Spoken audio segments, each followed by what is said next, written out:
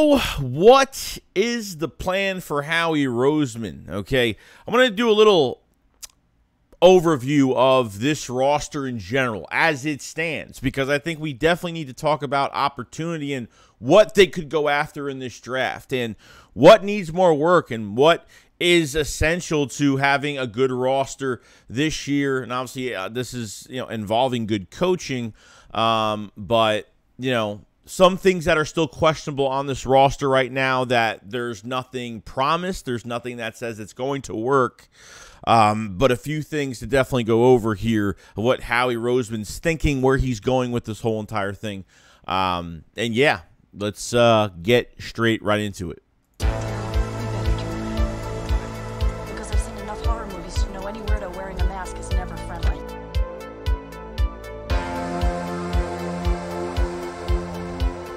What is going on, guys? Your boy Joey Shakedown coming, guys, with a video now. So yes, this roster in general right now, as a standstill of a roster that it is, we still have to kind of go over it to see what the Eagles can really upgrade at this point. What, are they done with certain positions? Are they okay with going into this season with certain positions as it stands right now?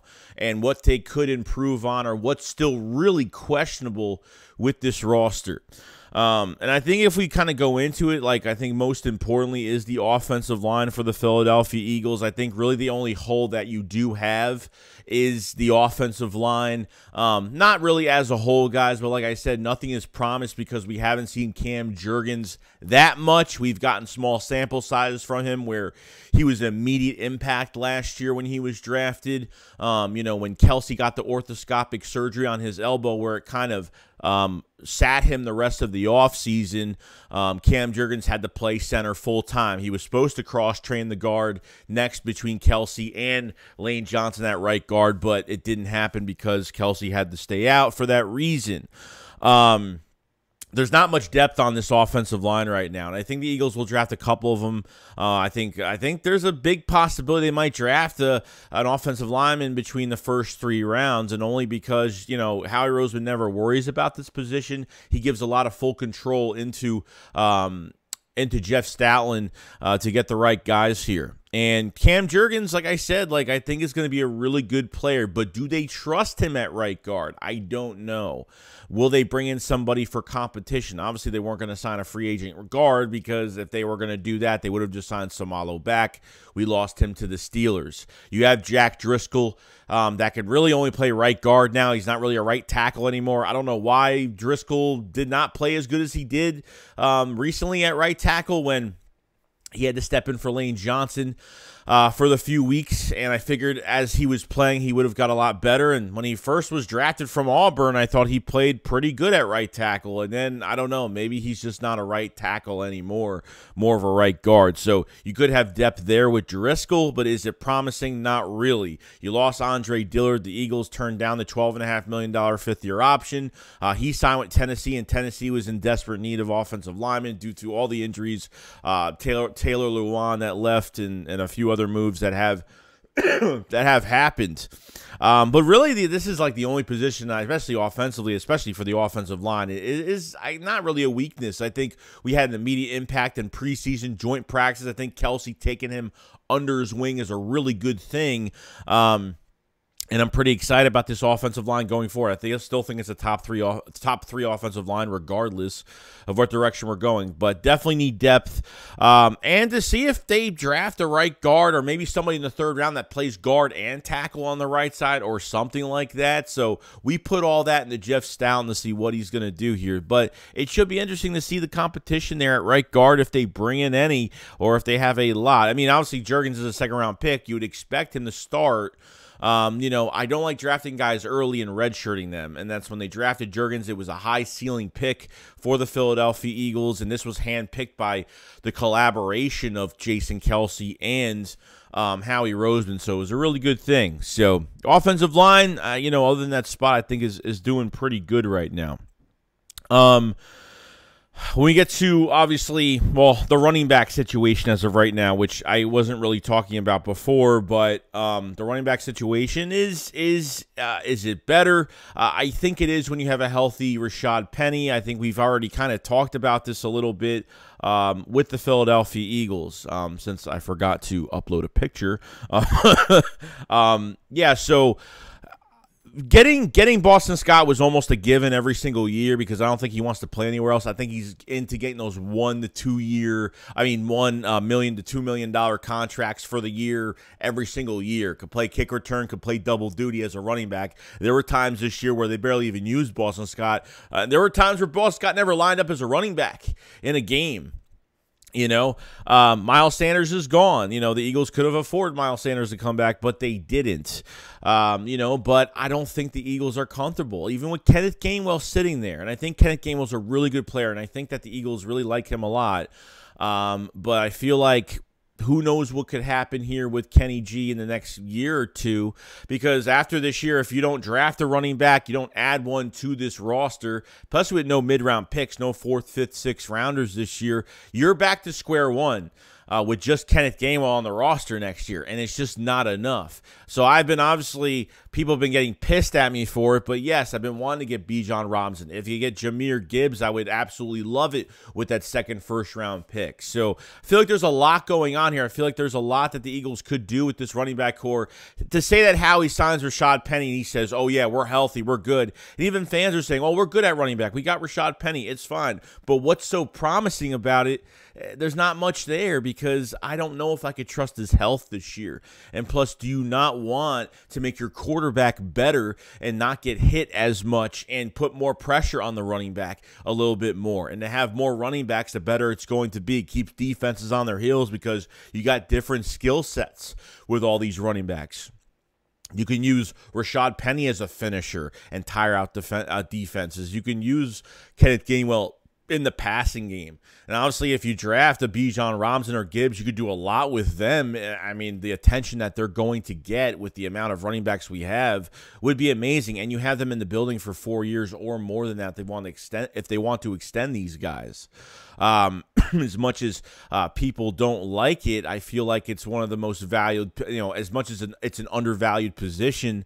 But I think it's time where the Eagles maybe have to hit on the spot where you're not going to have the 10th overall pick. You're not going to, go into other drafts unless Howie makes some good trades.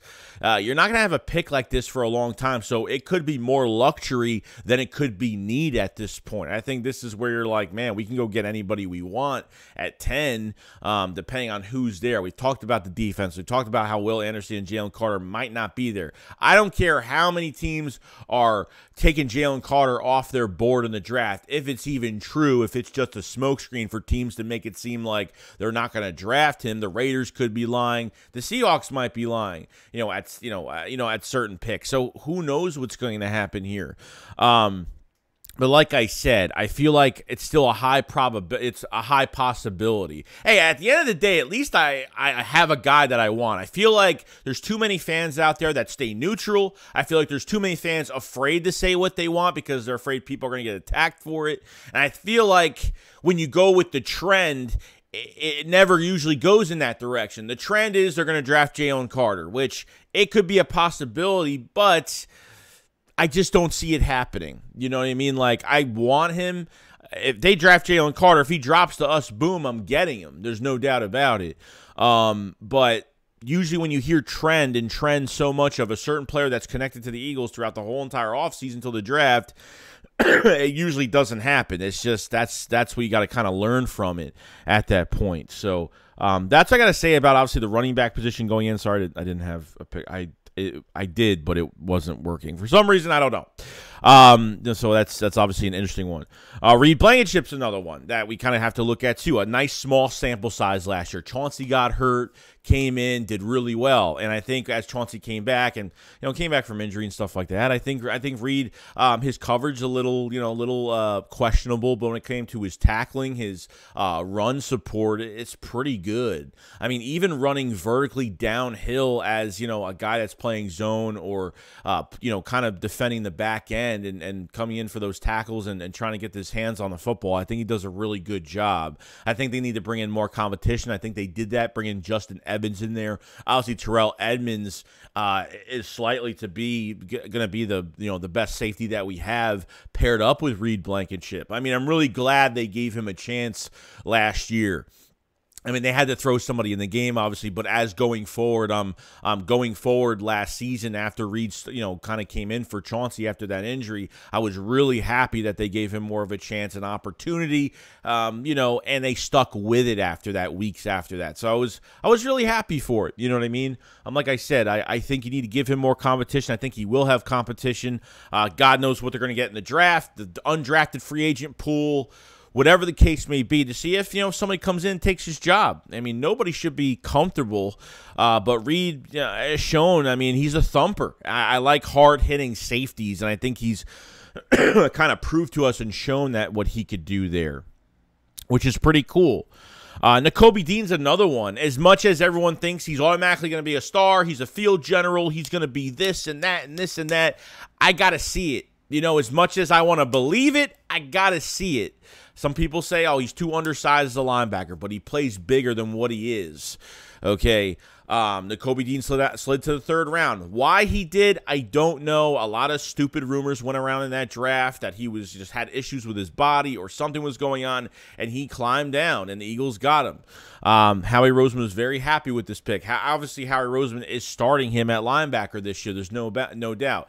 As a full special teamer, and for a guy that has gotten into games late in games because the Eagles were up by multiple touchdowns and they threw in some backups, Nakobe Dean always flashed. Nakobe Dean always made tackles. He's very smart, can get pressure. He's a thumper, especially even when we first saw it in preseason where there was a fullback running back going through the hole and literally blew up the play by decleating the fullback to the ground. That's the physicality that Nakobe Dean brings, and his tackling is just, he knows just how to be disruptive. He's smart. He's got great vision, shooting the gap. I mean, he's just amazing. And he's a coverage guy as well. And like I said, I think taking a chance on him, taking a chance on Nicholas Morrow as well, it's a nice veteran / rookie, second-year player, nice little mashup tandem that you have going on at that position too. Nicholas Morrow, I think, is going to be a very underrated player here. Can play in coverage, is a great tackler, could blitz, could shoot the gap really well. I feel like a lot of people are downplaying Nicholas Morrow as, he's a bad player. He was in a really bad defense with the Bears. And, the Bears obviously the worst team in football almost last year. They weren't great against the run. He had over 116 tackles, but Nakobe Dean was a sponge in that linebacker room, and did talk earlier in the season about, he didn't mind sitting in the meeting rooms, and yes, he wants to play, but he was fine learning and kind of being a sponge and going through the motions of things, and playing special teams full time and getting his opportunity in games when the Eagles were up by a couple touchdowns. So I've liked what I've seen from Nakobe. It's just I need to see more, and we're going to see more this offseason. Nakobe Dean, I'm excited to see what this guy brings to the table and what we're going to see. Was this the right pick? Was sitting Nakobe Dean for that 1 year behind T.J. Edwards and Kaiser White, was that the best decision? So that's a whole nother thing that we got to look at. But I feel good about it, though. And then when it comes down to it, this defensive line is the most important. This is the fuel. This is the fire. This is where everything starts with our defense, this defensive line. And obviously with Fletcher Cox coming back, Brandon Graham coming back is great. Guys that had good sack numbers last year. Hassan Reddick still here with double-digit sacks. The only hit you take is Javon Hargrave, but Kadarius Street was a good signing. I think a very underrated move, too. I think will be a nice depth piece. I don't think he starts. I think he's depth. I still think they need another body there. It's just not enough. For me, it's not enough. Watched a lot of tape on Street. I like his tape. He gets pressure. He's very aggressive. But how much of a big sack guy is he going to be during the season? He only had 3.5 the past 2 years. 3.5 last year, 3.5 the year before. You know what I mean? And really didn't become a rotational guy till 21, and then 22 he signed a 1-year deal with the Saints and really did a good job job, had a better year. So I think he's starting to get better. He's a late bloomer because he was hurt early in his career. You know, and I feel like good things can happen here. Derek Barnett, I don't know what's going on with him. Obviously, after this year, he's gone, but I don't want him to be a knucklehead on the field, get penalties, cost the team drives, and keep this defense on the field where they could have been off the field. That's the big problem I had in 21 with Barnett. And really, since he's been a one-year wonder, he had an okay year in 2018, but he's been hurt every single year. And I don't know, like, I thank him for all he's done, but he's been a bad first-round pick. He's not playing like one, and he can't stay healthy.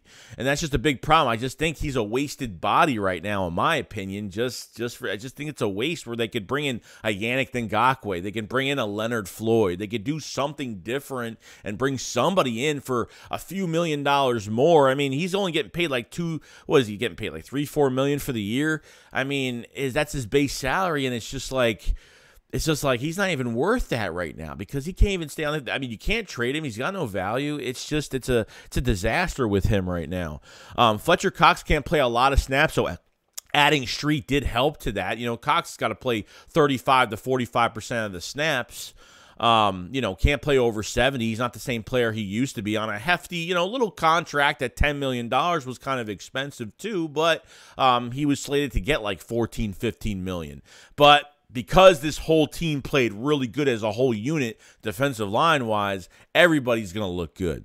And I think they're going to replace Hargrave. I think you're going to replace it. But at the same time, I think you can compensate for losing a guy on the defensive line, which is good coaching. And that's what we're going to kind of get into next with really, really good coaching. We talked about this defensive line going forward, and they need to add to it, at least add a body. If it's not at 10, it could be later on to add another defensive end rotational piece for the future or another defensive tackle, which Kalijah Cansey or something like that.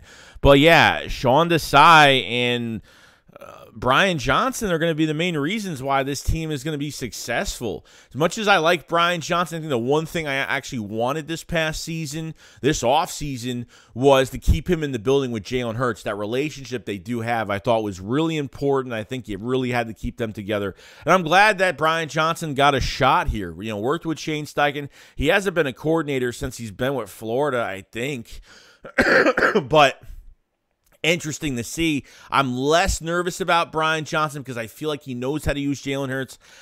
And trust me, and Hurts and Brian Johnson have that relationship, so where if something is, it's not going to be bittersweet, it's not going to be sour grapes, it's not going to be something that turns to a bad relationship. I feel like they will, if there are changes or some type of adjustments have to be made, they will talk to each other during games, before games, whatever the case, or at halftime, whatever the case may be with it. I'm actually excited because I think Brian Johnson can actually open this playbook up a little bit more, keep Jalen Hurts in the pocket a little bit.